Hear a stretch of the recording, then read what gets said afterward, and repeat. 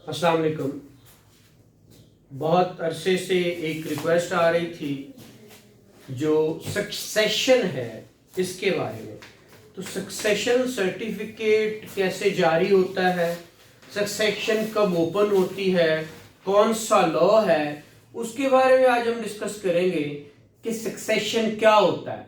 और ये सक्सेशन एक बड़ा ही कॉम्प्लिकेटेड भी है और बड़ा आसान टॉपिक भी है, जो आपके प्रैक्टिस के पॉइंट ऑफ व्यू से है वहाँ पे भी, लेकिन जो थ्योरी के पॉइंट ऑफ व्यू से, एग्जामिनेशन पॉइंट ऑफ व्यू से वहाँ पे भी। तो हमारे यहाँ जो सक्सेशन सर्टिफिकेट लिए जाते हैं और सक्सेशन होती क्या है, तो उसको हम आज इंशाल्लाह प्रॉपरली थॉरोली देखते हैं कि वो कहाँ कहाँ से और किस किस जगह पे हम उसको किस तरह ले सकते हैं और कैसे अटेम्प्ट कर सकते हैं। अगर हम जुडिशियल जो है एग्जाम में बैठे हुए हैं या हम जो है अपनी कुर्सी पे बैठे हुए एज ए जज, तो हम इसको किस तरह देखें। तो उसके लिए हमने ये आज देखना है। एक तो ये आपका मुस्लिम फैमिली लॉ है, ऑर्डिनेंस 1964 का, प्लस रूल्स भी है इसका 1961 का, ठीक है, वो लिखा हुआ है। इसके साथ इसके जो ये सेक्शन 4 है। अब सेक्शन 4 को हमने इसके अंदर उसने इसका टाइटल ही सक्सेशन दिया है। क्या दिया है? सक्सेशन। अब सक्सेशन को कहते हैं किसको है? जानशीनी को। किसको कहते हैं? जानशीनी। अब जानशीनी क्या होती है? जो जानशी होता है, जो मर जाते हैं जो लोग और छोड़ के तरका, क्या छोड़ के? तरका, जिसको हम कहते हैं जी जायदाद छोड़ के, उसको कहते हैं या तो मुवर्रिसे आला या जद्दे अमजद। क्या बोलते हैं? वो पर्सन को बोलते हैं ना, मुतवफ्फी जो होता है, उसकी प्रॉपर्टी को नाम देते हैं। ठीक है, उसकी जितनी भी लेगेसी है ना, वो छोड़ के गया, जितनी जायदाद छोड़ के गया, उसको हम क्या बोलते हैं? उसको हम इन्वेंट्री ऑफ प्रॉपर्टी कह रहे हैं, ठीक है, इन्वेंट्री ऑफ प्रॉपर्टी जितनी छोड़ी। और हमारे यहाँ एक सक्सेशन है और एक डिक्लेरेशन है, इनमें बड़ा फर्क समझा जाता है और होता भी है कि डिक्लेरेशन कब ली जाती है और डिक्लेयर करवाना क्या होता है, सूट फॉर डिक्लेरेशन क्या होता है। और साथ में देखा जाता है कि जितने भी सक्सेशन जानशीनी, तो कुछ प्रॉपर्टीज हमारे यहाँ मूवेबल होती हैं, कुछ इमूवेबल होती हैं। कुछ प्रॉपर्टीज क्या होती हैं? मूवेबल और कुछ इमूवेबल। जो मूवेबल प्रॉपर्टीज है ना, जितनी भी, जिसमें बैंक कैश है, कुछ और चीजें हैं, मोटरसाइकिल है, कार है, बैंक बैलेंस है, ये सारी चीजें किस में आती हैं? मूवेबल में। तो जो मूवेबल चीजें हैं उसके लिए हम सक्सेशन सर्टिफिकेट लेते हैं। क्या लेते हैं? सक्सेशन एक सर्टिफिकेट जो है ना वो जारी होता है। अब वो भी मैं बताता हूं वो कैसे जारी होता है। सक्सेशन सर्टिफिकेट पहले अगर हम देखा जाए तो हमारा अभी भी जो high court rules and orders है, वॉल्यूम क्या है इसका? 2, और चैप्टर क्या है उसका? 6। इसके तहत, ठीक है, और ये पार्ट ए बी है, इसके अंदर उसने क्या कहा है कि सक्सेशन सर्टिफिकेट, उसके पीछे उसने बता के दिया है कि उसके अंदर कवायद क्या लिखने हैं। और ये लिया किसके तहत जाता था? सक्सेशन एक्ट है 1925 का। सक्सेशन एक्ट क्या है? 1925 का, उसके तहत लिया जाता था, ठीक है। फिर 2021 में एक एडमिनिस्ट्रेशन एंड सक्सेशन जो है पंजाब जो है एडमिनिस्ट्रेशन एंड सक्सेशन एक्ट आ गया 2021 का, तो उसने इसको ओवरकम किया। तो अब सक्सेशन सर्टिफिकेट्स नादरा जारी करता है। कौन करता है? नादरा जारी करता है, ठीक है। अब लेकिन देखना यहां पे, ये तो बात हो रही सक्सेशन सर्टिफिकेट्स की, लेकिन अब देखें सक्सेस करना क्या है। प्रॉपर्टी कौन सी, मूवेबल हो, इमूवेबल हो, वो कब आप सक्सेशन ले सकते हैं, कब वो ऑपरेट होती है। और जो जितने भी बच जाते हैं, जो प्रोपोजिटस कहते हैं ना मुतवफ्फी को, ठीक है, जितने भी उसके वरसा बचते हैं, वो कौन सी प्रॉपर्टी इनहेरिट करेंगे। अब इनहेरिटेंस ओपन होने का मैं आपको ये चीज बताना चाह रहा हूं कि इनहेरिटेंस ओपन कब होती है? Soon after the death of क्या पर्सन, कोई भी मोहम्मदन है वो मर जाता है, तो उस वक्त क्या होती है? आपका सक्सेशन ओपन होता है, ठीक है। अब सक्सेशन के लिए कुछ प्रॉपर्टीज हैं, जैसे मैंने कहा इमूवेबल, सक्सेस तो हमने करनी है, हम सक्सेशनीज तो होंगे, बट उसके लिए हमें डिक्लेयर करवाना पड़ता है, किससे? कोर्ट से डिक्लेयर करवाने, we are legal heirs of this deceased person. prepositus of the deceased जी person। जी, प्रपोजिटस जितने भी हैं उनके हम क्या हैं? हेयर्स हैं। अच्छा, तो ये कोर्ट क्या करती है? उसको डिक्लेयर करती है। अच्छा सर, ये जो propositus है ये वो डिसीज्ड है हाँ, डिसीज्ड है, और बाकी उसकी हेयर्स है। बाकी हेयर्स है, ठीक है। तो इसलिए मुतवफ़ी मैं कह रहा हूं ना, तो ये मुतवफ़ी है। अब सबसे पहली बात जो हमने देखनी है वो देखनी है कि सक्सेशन ओपन कब होनी है।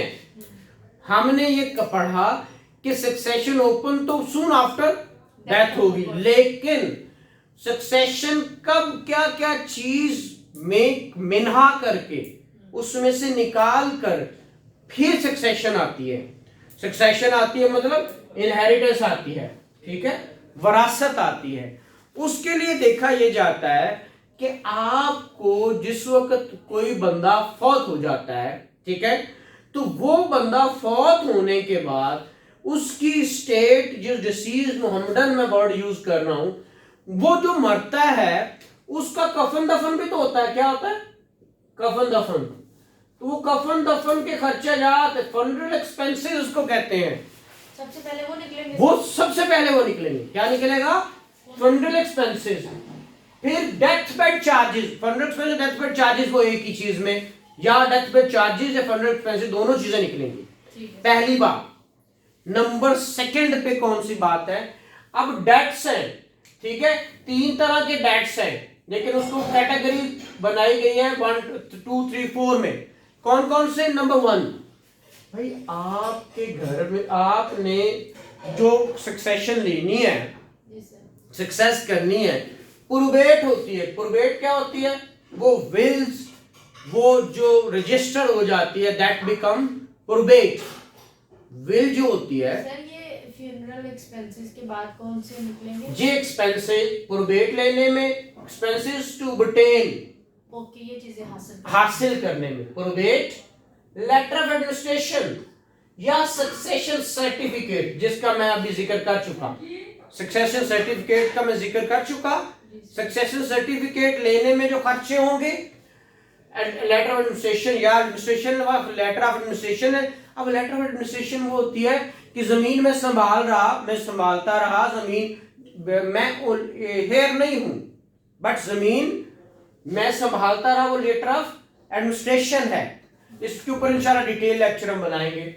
प्रोबेट है, इन पे जो खर्चा होगा वो भी क्या निकलेगा? पहले इनहेरिटेंस ओपन होने से पहले क्या होगा? ये निकलेगा, ठीक है। उसके बाद है वेजेस। भाई आपके घर में मुलाजिम थे, तो लेकिन वेजेस किनसी? Within 3 months next proceeding is death.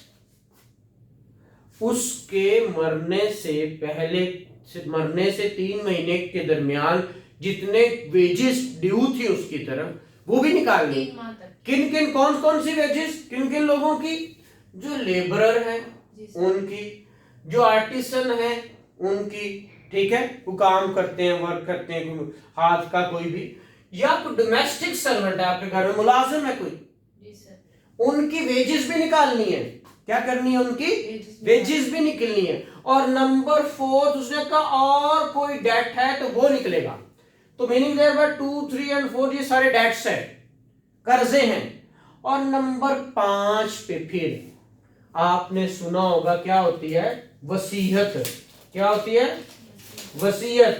वसीयत क्या होती है? लेगेसी। क्या होती है? लेगेसी।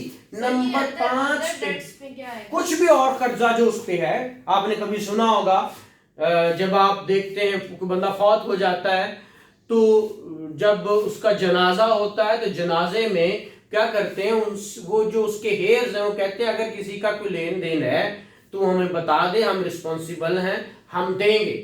तो वो किसी किस्म का भी कोई डेट हो सकता है, ठीक है, तो वो क्या होगा? डेट। और नंबर 5 पे आती हैं लेगेसीज।